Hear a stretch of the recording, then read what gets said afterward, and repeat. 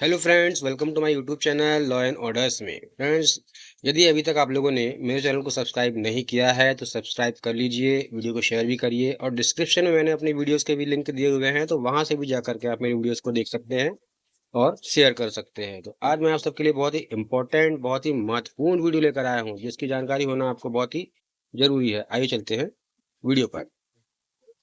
भारतीय नागरिक सुरक्षा संहिता 2023 की धारा 401, प्रथम बार अपराध करने वाले व्यक्तियों की प्रोबेशन पर रिहाई। भारतीय नागरिक सुरक्षा संहिता 2023 की धारा 401 उन मामलों से संबंधित है जहां किसी व्यक्ति को पहली बार अपराध के लिए दोषी ठहराया गया है और उसे सीधे सजा देने के बजाय न्यायालय उसे प्रोबेशन पर रिहा करने का आदेश दे सकता है। यह प्रावधान अपराधियों के पुनर्वास और समाज में पुनः एकीकृत करने के उद्देश्य से बनाया गया है, खासकर जब अपराधी की पृष्ठभूमि और अपराध की प्रकृति को देखते हुए यह उचित लगे कि उसे सुधार का एक और मौका दिया जाना चाहिए। किसे प्रोबेशन पर रिहा किया जा सकता है? आइए देखते हैं। भारतीय नागरिक सुरक्षा संहिता की धारा 401 में धारा 401 के तहत निम्नलिखित प्रकार के अपराधियों को प्रोबेशन पर रिहा किया जा सकता है, जैसे कि नंबर 1, 21 वर्ष से अधिक आयु के व्यक्ति, यदि उनका अपराध केवल जुर्माने से दंडनीय है या जिसकी अधिकतम सजा 7 वर्ष या उससे कम की कारावास की है। इसी प्रकार दूसरा, 21 वर्ष से कम आयु के व्यक्ति अथवा महिला, यदि उनका अपराध ऐसा नहीं है जिसमें मृत्युदंड या आजीवन कारावास हो सकता है। आगे देखते हैं तीसरा पॉइंट। ऐसे अपराधी जिनका पहले कोई आपराधिक रिकॉर्ड नहीं है, न्यायालय द्वारा प्रोबेशन पर रिहा किए जाते समय किन बातों पर विचार किया जाता है, ये हम आज देखेंगे इसमें। जब कोई व्यक्ति धारा 401 के अंतर्गत प्रोबेशन पर रिहाई के लिए पात्र होता है तो माननीय न्यायालय निम्नलिखित बातों पर विचार करता है, जैसे कि पहला नंबर है आरोपी की आयु। युवा अपराधियों को सुधार का बेहतर अवसर दिया जाता है। दूसरा है आरोपी का चरित्र। यदि व्यक्ति का सामाजिक आचरण अच्छा रहा हो तो उसे सुधार का मौका मिल सकता है। इसी प्रकार तीसरा पॉइंट है आरोपी का आपराधिक इतिहास। जैसे अगर आरोपी पहली बार अपराध कर रहा है और उसका कोई पिछला कोई भी आपराधिक रिकॉर्ड नहीं है तो उसे प्रोबेशन पर रिहाई दी जा सकती है। चौथा पॉइंट, अपराध की परिस्थितियां। यदि अपराध किसी विशेष कारणवश किया गया हो और वह कोई गंभीर अपराध न हो तो आरोपी को सुधार का अवसर मिल सकता है। प्रोबेशन पर रिहाई की प्रक्रिया। जब न्यायालय यह निर्णय लेता है कि आरोपी को सीधे सजा देने के बजाय प्रोबेशन पर रिहा करना उचित होगा तो निम्नलिखित प्रक्रिया अपनाई जाती है। पहला, बॉन्ड या बेल बॉन्ड भरना। आरोपी को एक बॉन्ड या बेल बॉन्ड पर हस्ताक्षर करने होते हैं, जिससे यह सुनिश्चित किया जाता है कि वह न्यायालय द्वारा पारित या निर्धारित शर्तों का पालन करेगा। दूसरा पॉइंट, निर्धारित अवधि तक अपराध न करना। आरोपी को 3 वर्षों तक कानून का पालन करना होता है और अच्छे आचरण का प्रदर्शन करना होता है। आगे देखते हैं तीसरा पॉइंट, समय समय पर न्यायालय में उपस्थित होना।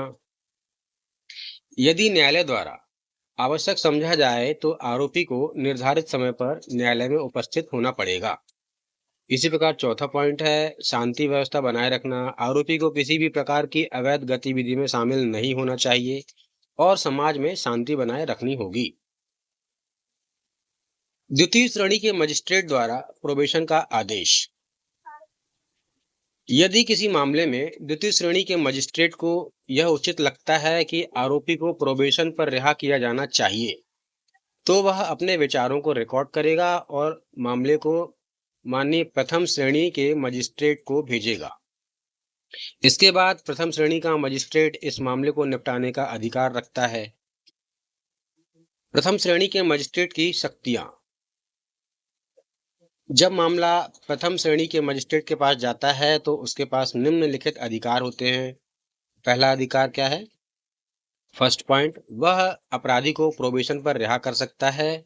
दूसरा पॉइंट, वह आरोपी को उचित सजा सुना सकता है। तीसरा पॉइंट, यदि आवश्यक हो तो वह मामले में और अधिक जांच या अतिरिक्त साक्ष्य एकत्र करने का भी आदेश दे सकता है।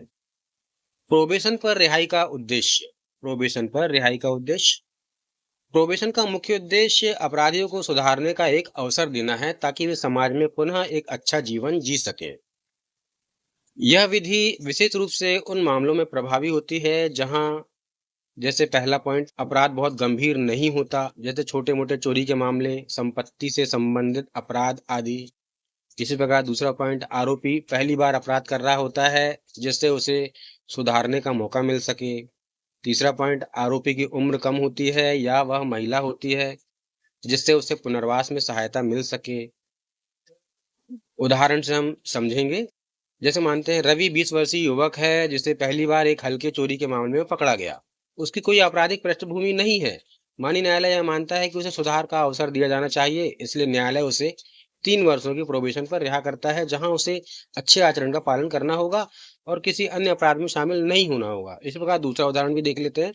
यदि सीमा 19 वर्ष की युवती है, जिसे गलत पहचान के कारण गिरफ्तार कर लिया गया, हालांकि बाद में यह पाया गया कि उसका कोई आपराधिक रिकॉर्ड नहीं था। न्यायालय उसे प्रोबेशन पर रिहा करने का आदेश देता है, जिससे वह सामान्य जीवन जी सके। भारतीय नागरिक सुरक्षा संहिता 2023 की धारा 401 उन मामलों में अत्यंत महत्वपूर्ण भूमिका निभाती है, जहां किसी व्यक्ति को पहली बार अपराध में लिप्त पाया जाता है और उसे सुधार का अवसर देना उचित होता है। इस धारा का उद्देश्य समाज में सुधार और पुनर्वास की प्रक्रिया को बढ़ावा देना है, जिससे छोटे अपराधों में फंसे लोगों को कठोर दंड की बजाय एक दूसरा मौका मिल सके, जिससे वह अपना सामान्य जीवन जी सके। तो ये था बहुत ही महत्वपूर्ण वीडियो फ्रेंड्स। मेरे चैनल को सब्सक्राइब कर लीजिए, वीडियो को शेयर भी करिए और जहां तक हो सके अपने परिचितों में इस वीडियो को शेयर भी करिए, ताकि कानून की जानकारी ऐसी उनको मिल सके। धन्यवाद।